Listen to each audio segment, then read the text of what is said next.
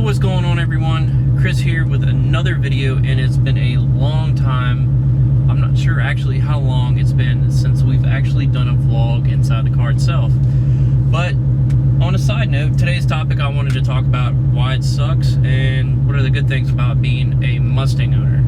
I thought it was just a random topic that we could talk about, and I kind of wanted to get into vlogging a little more like this kind of style.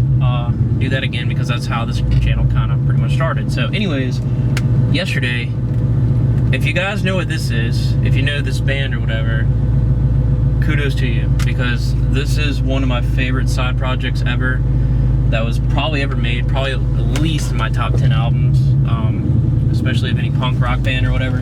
Now, I listen to a lot of different genres of music, but definitely, I want to say a huge Blink fan, but definitely more of a huge Angels and Airwaves fan.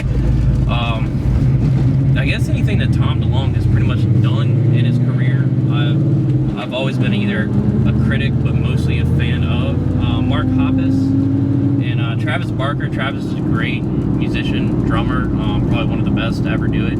And Mark Hoppus, I love his side project, Plus 44. It was a great side. Blink now, California didn't really care for the album. Their new album, 9, it's not Tom. I'm not going to be one of those guys that are like, oh, it's not Blink without Tom. It isn't Blink without Tom, because it's not the original trio.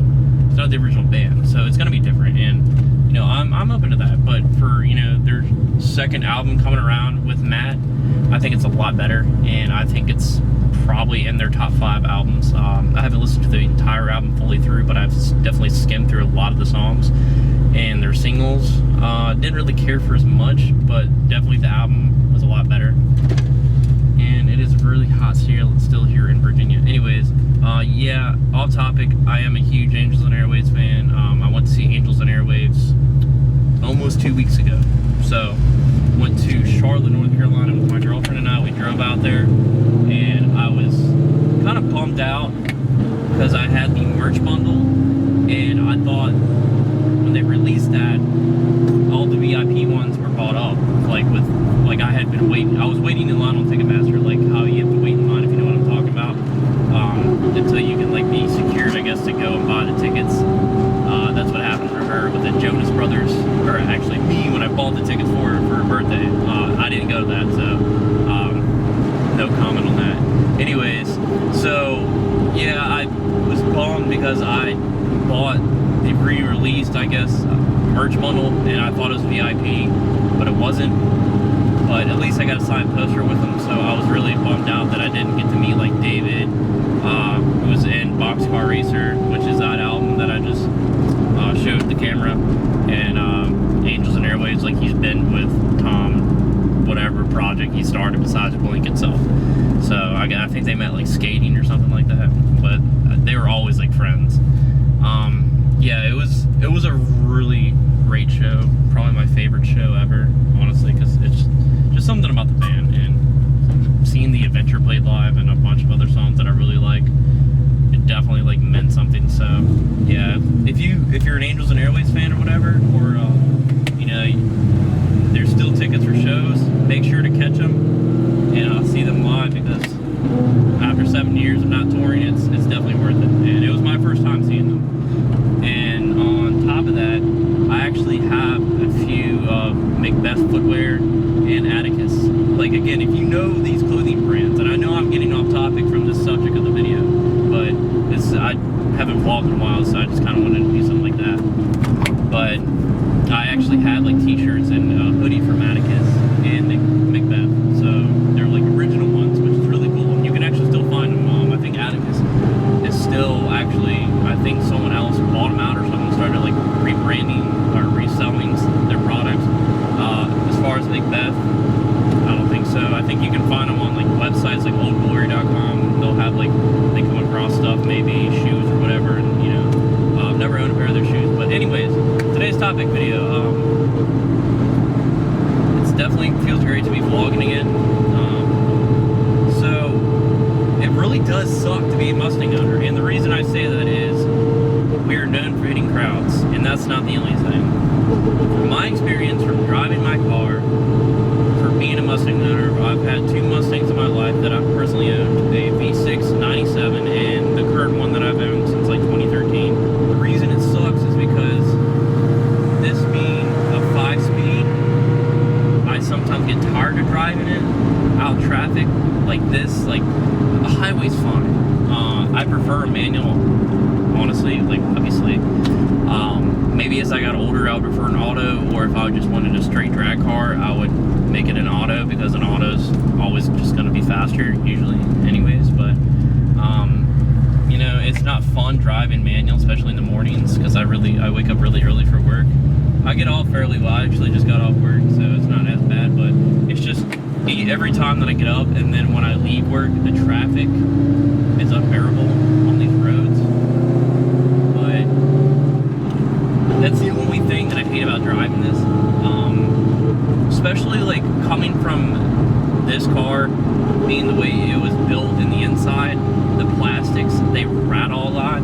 I've replaced some of the stuff like that, but the majority of the stuff in here is all factory. Like the dash has cracked a little bit, or just the small plastic pieces. The Mustangs in the 90s, like late, you know, even the late 90s, and then the 2000s weren't really made in the inside. That, I guess they were just kind of cheap, like plastic parts. I mean, some of it's held up a little bit, but if you look at an S550, or if you look at an SY97, like a 2011-14, it's miles ahead of this, like the gauges and everything. But it's a mass-produced car, and you know, that's the thing about it. But Ford finally stepped it up, definitely with the newer Mustangs. The technology and the interior is far. It feels honestly like a BMW or Mercedes in the inside in a way. The other things is a lot of people try to race me, and I'm not saying like everyone out there is, but when I'm driving on the highway or something like that, people will give me looks like, oh, you know, they could be like thinking, oh, a really cool car, nice car, or you just get those few people that come up beside you and they constantly want to race. And I don't mind racing, but at the same time, I don't want to do it every single time. Like, I'm not trying to get caught racing or anything, and it's not like I'm afraid or whatever. It's the wrong time to race. Like, it's like 5 o'clock, 6 o'clock traffic, and you got like 50 feet in front of you. Like, where are we going to get downshift and go? Like, are we going to see who can reach that back bumper the fastest, and the person in front of us? And the next thing is, even though this is a newer motor and the car is tuned, the fuel mileage isn't the greatest still. And I get that. Buying a V8, you're not buying it for fuel. You're not buying it for MPG, and I know that right off the bat. When I buy a truck, it's going to be V8. I'm not buying a V6 or a 4-cylinder. And the reason behind that is because I like the sound of a V8 for one, and I'm not buying it for gas mileage. I'm buying it to have a V8 because that's what I like. But it sometimes becomes a pain, because when I go to drill and stuff, and it's about an hour and a half, and to constantly fill up once before going, and then having to put more gas in to come back, and then have to do the same thing the next day, it gets kind of old and annoying. Or if I'm, you know, like in a hurry to go somewhere and I have to stop and put gas in, versus I'm like, damn it, I really wish I had like a Honda or something at this point. Those are the kind of like nicks and crannies I have about owning a V8. This is not one of them.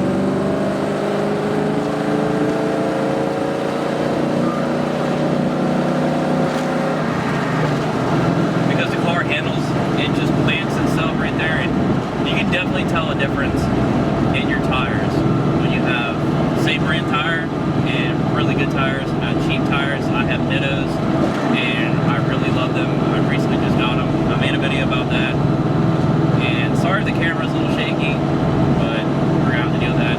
But so I'll roll the window up. But anyways, that's kind of just the headaches and stuff. And then when you want to mod the Mustang, being a newer year or a swapped car, the parts are going to be more money.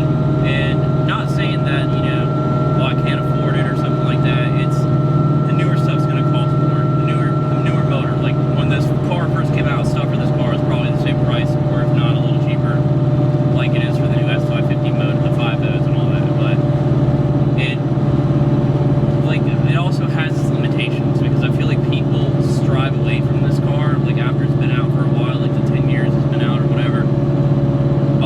companies like Cervini's or maybe, I don't know, whatever, like whoever makes hoods and bumpers and stuff, they kind of shy away from making stuff for these cars because they want to focus on what's new and what's branded, and that's great, that's cool. But I wish companies would make, you know, different styles of wheels for this car, like they do the S550. I wish some of the S550 wheels were in the size that they make for those cars for the new Edge, and that would be great because I love the Robos, but if I could have another style wheel, I would, and that would be a really cool thing to do.